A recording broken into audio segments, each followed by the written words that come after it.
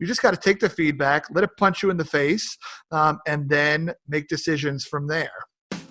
Welcome to the Audience Converter Podcast, the podcast for converting your audience from strangers to loyal fans. We dive deep and discuss how entrepreneurs, consultants, and coaches can level up their business to help more people in the world. Now here's your host, the creator of the Audience Conversion Method, Kimberly Whitecamp. Welcome to another exciting episode of the Audience Converter Podcast. I'm Kimberly Whitecamp, your host, conversion copywriter, and marketing strategist. And today, I'm really excited to talk about this wonderful topic I think so many people kind of overlook when running their entrepreneurial business, and that is making sure that you are in the right place to meet your right customers. And to help me talk about this today, I have James Robilotta, an author, professional speaker, personal coach, MC, and entrepreneur. His first book, Leading Imperfectly, The Value of Being Authentic for Leaders, Professionals, and Human Beings, is available online. He also speaks internationally about authentic leadership and promoting memorability. He's worked with people including American Express, General Electric, Yale University, and many others.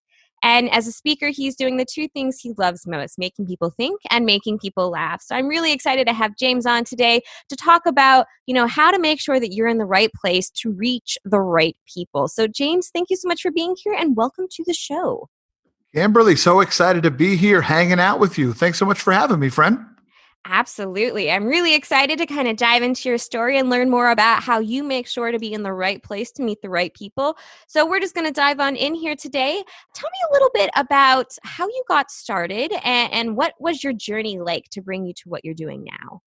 Yeah, for sure. So in college, I got a Bachelor of Science in Marine Biology. This is a natural story starting point, I know. Marine biology. All right. I'm intrigued. That's it, friend. That's it. But around my junior year, I realized I was putting too many jokes in my scientific papers. And my teachers were like, this may not be for you. And I said, I think you're right. But what I realized from being a student leader was that I just really love working with people. I got passionate about leadership and whatnot. So I went and got a master's in counseling. I got a master's in counseling and wound up working in higher education for a number of years, developing leaders on college campuses. And I would go to conferences with those individuals and would love getting to get out there and speak to people, but just not on a professional speaker tip, just on a, hey, I brought some students here and I had an opportunity to share something that I like and know too, so why not? But then somebody came up to me after one of those sessions and asked me how much I charged. And I said, sir, I don't know who the hell you're talking to. But I realized that maybe I got something. And so I started to pursue it. And I started to share basically what it is that I love on stage and put it out to my friends and tried to build this whole thing. It was a side hustle for a while. And now I've been a professional speaker on my own for about 9 years. Wow, there are so many great things in that story. The fact that you, marine biology, too much humor, advocating and creating college leaders, and then, kind of stumbling into the speaking circuit because someone approaches you and says, hey, how can I pay you? What does that cost, right? Yeah, it's a dream scenario for sure. Wow. So now you said, you're a professional speaker. You've been doing it for 9 years. And, before we hopped on this call, you had mentioned something about making sure that you're in the way of the right people, which I love the way you phrase that and how it can be used for entrepreneurs as well. So can you tell me a little bit about your philosophy of making sure you're in the way of the right people? Yeah, for sure. So, my sales strategy, a lot of it comes down to relationships. Relationships and relatability are the two biggest things that I focus on. And we can dive into those a little deeper later if you'd like. But when it comes to that, since that's my main way of doing things, I need to put myself in front of potential customers.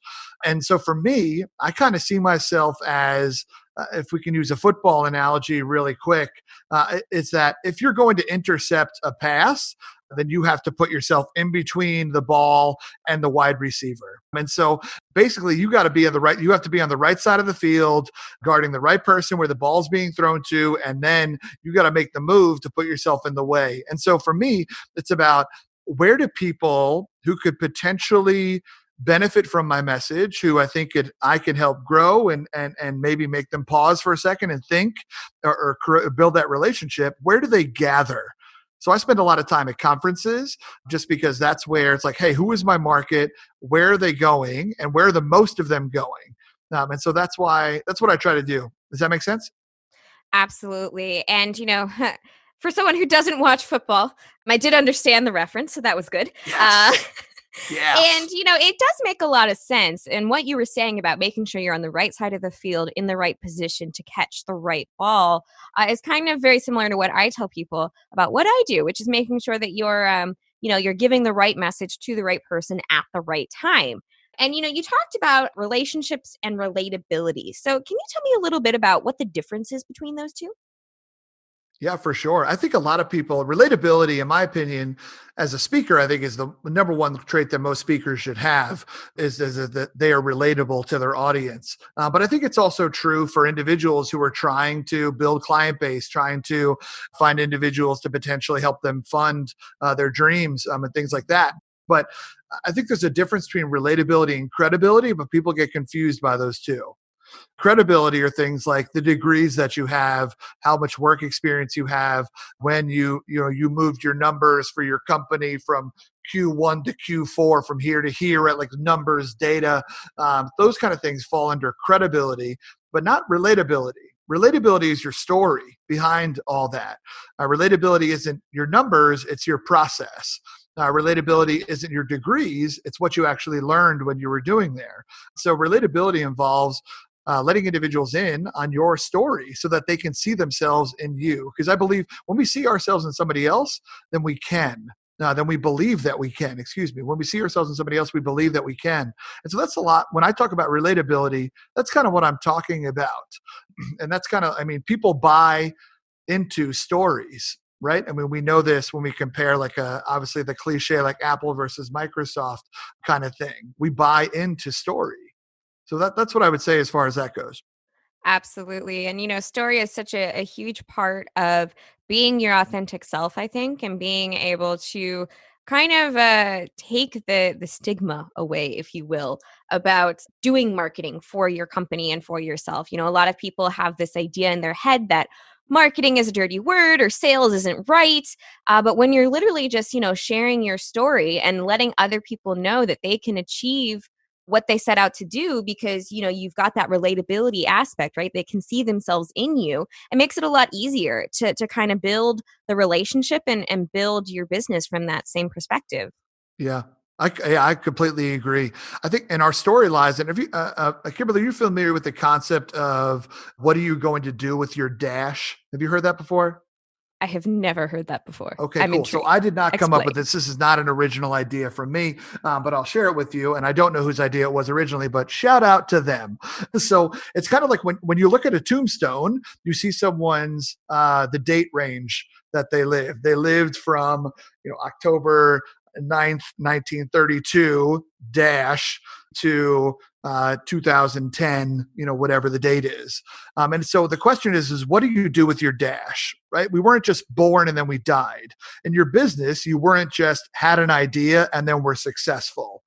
Telling those stories of where you slipped and struggled and failed and got told no a whole bunch of times, those are the stories that we love, right? Like, think about all the movies that we watch.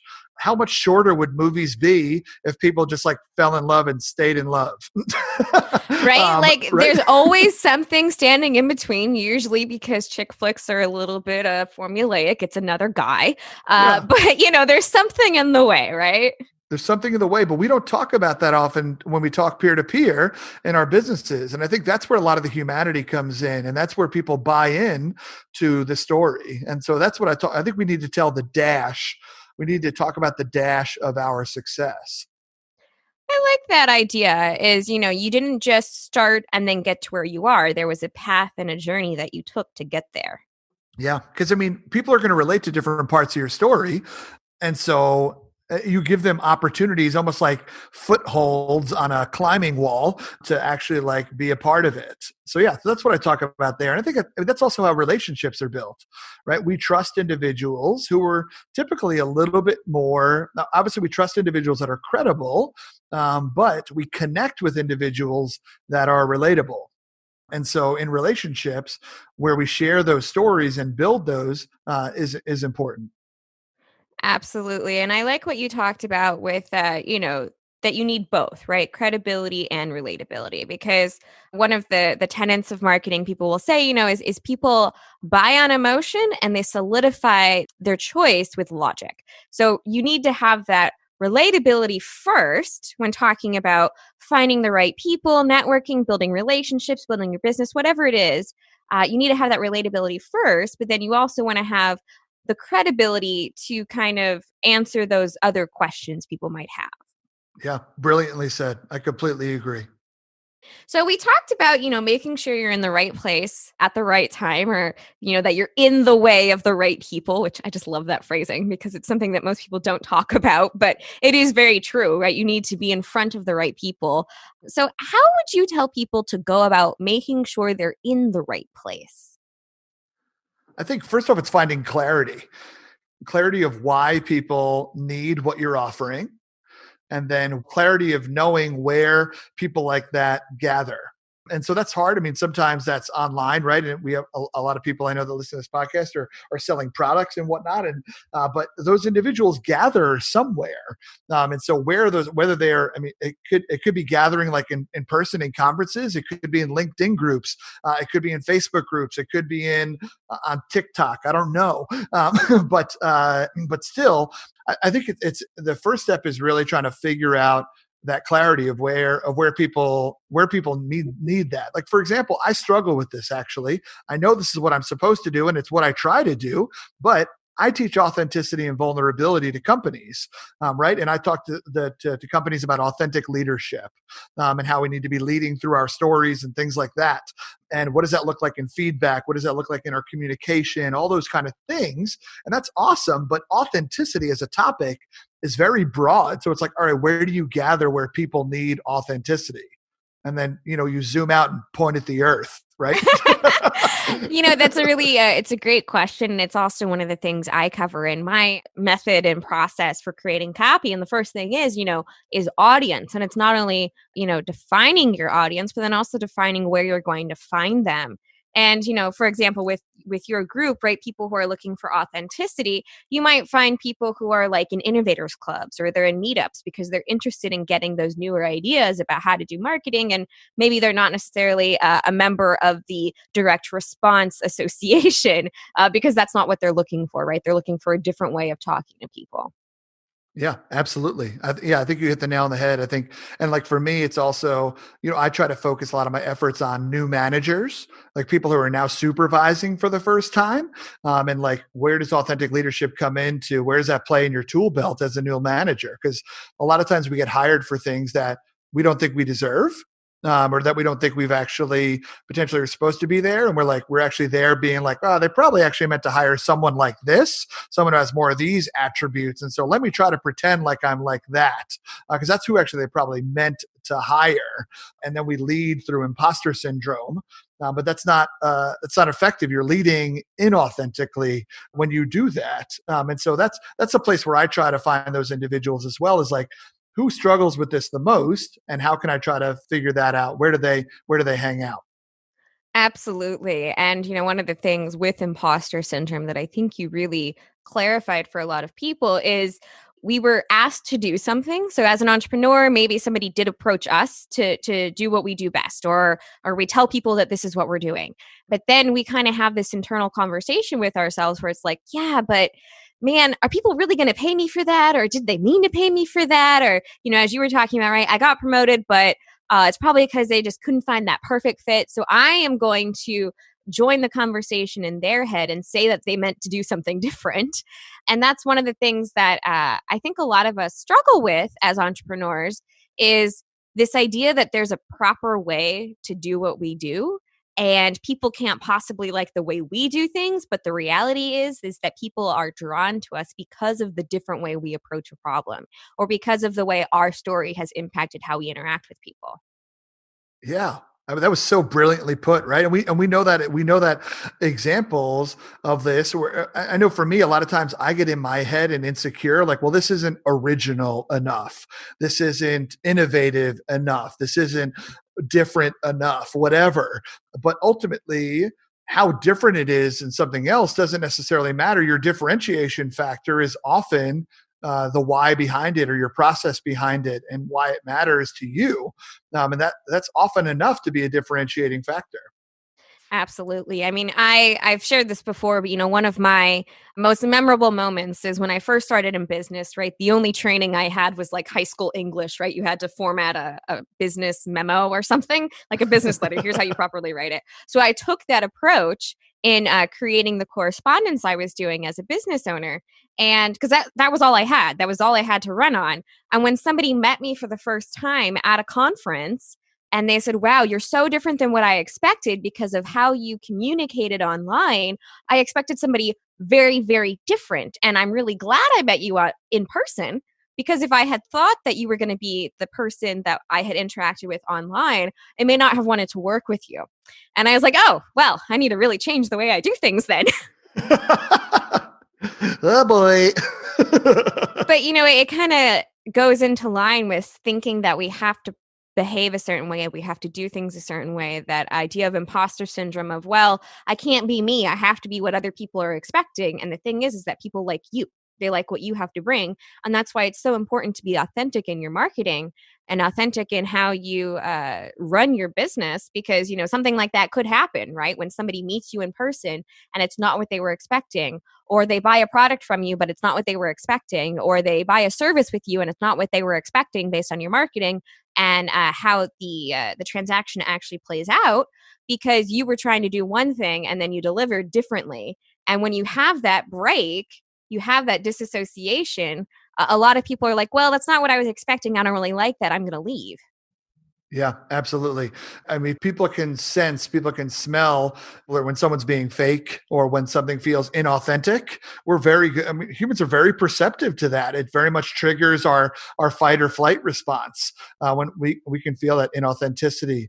That's something that's deep within all of us, for sure. And I think you hit the nail on the head with the way that you described that, and that it is, in fact, how you carry yourself, and how is your character also showing up in the product that you're putting out there, and the way that you communicate with customers, potential customers, but also the way that you talk to the people at the supermarket and your flight attendants and whatnot. Do you have that congruent character? Absolutely. So, one of the things I think a lot of people struggle with is that they want to be authentic. They don't necessarily want to be suffering from imposter syndrome, but sometimes we're so close that it's difficult for us to identify when we're being inauthentic.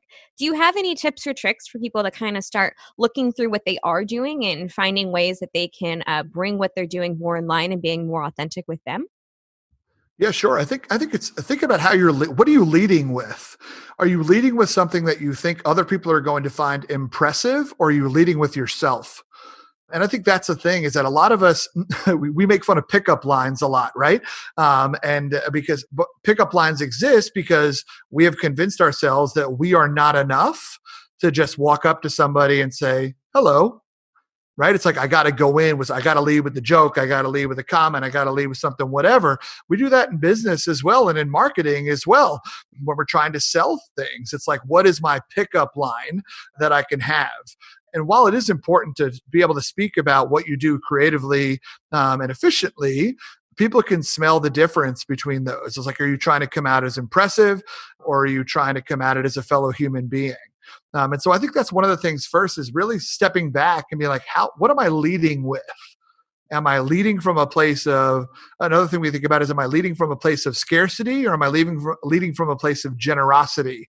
And how is that making me show up in a sales conversation, in a marketing pitch, or whatnot? I think those are the questions that we can ask ourselves to really determine, am I being authentic or not? Those are some really great examples that you just gave. And we've talked about so many great things, how to be relatable, how relationships and relatability kind of work together, what credibility is and where that is in the conversation, how to make sure you're in the way of the right people that you want to meet, and making sure that you're in the right place to be in front of the right people so that you can be best of service to them in what you do. So, we're almost out of time here. So one of the things I want to ask, is we've talked about so many great and wonderful things about being authentic and how to show up as yourself and not somebody else, and kind of punch imposter syndrome in the face, if you will. So what would you say is the one big takeaway or the one big action item people need to do after listening to this episode? One big action item after listening to this episode, I think answering those questions for yourself, the ones that we just talked about, is how am I showing up? How am I showing up? I think also another thing that that I think most people need to do is to really figure out, again, where are those people gathering? Where do these people gather that I am interested in potentially connecting with? And how can I get in front of the most people at the same time? And then I think also I would add to that, that's kind of in the proactive thing. I think a reactive thing people can do right now is maybe have a conversation with some of their customers, whether they are one-time customers or multi-time customers. I would try to talk to both and just try to ask them, how did it feel when we interacted?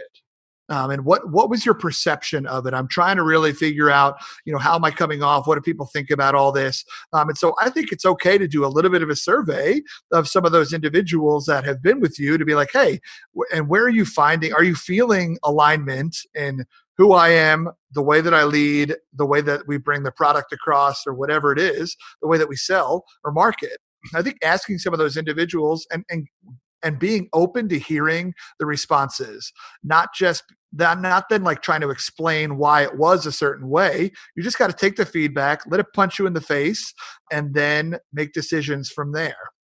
I love that you added that caveat at the end where it was like, be open to receiving the negative feedback as well. Because when you talked about, making sure that you're in the right place, a lot of us kind of think that we know best or that we know everything there is to know about our audience. So we won't ask for that feedback from other people. So we're like, oh, well, my people obviously are on LinkedIn. That's where I need to be. I can't be anywhere else. But then being open to asking your audience, hey, where would you be hanging out? Or, was I authentic? Did you enjoy the experience? Let me know what we can do better, or why you were only a one-time customer versus a multi-time customer. And being open to that feedback, because a lot of us, we're too close to what we do to necessarily get into the mindset of somebody who is still looking for the solution that we provide. So it's really important to be able to go out and ask our audience, for that kind of feedback. Absolutely. Yeah, we have to check our leadership ego. Our leadership ego. There you go. So, James, I want to say thank you so much for coming on and sharing your wisdom with my audience. And if people want to know more about you and what you do and where they can find out more about you, what should they do? Kimberly, this was so fun. It was just cool to get on a podcast that I've listened to a bunch and learned from. So thank you for having me on. Yeah, if people want to stay in touch with me, I'm James at jamestrubo.com. If you want to email me, jamestrubo.com is the website, and I'm James T. Robo on all social media platforms. So let's connect. Let's be friends. I would love to have more conversations with you all if you have more questions. Absolutely. And, we talked about you had a book, and is there a way for people to learn more about the book or see if it's a right fit for them?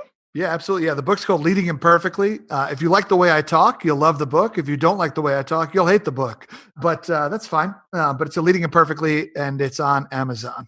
Fantastic. And other places where books are sold.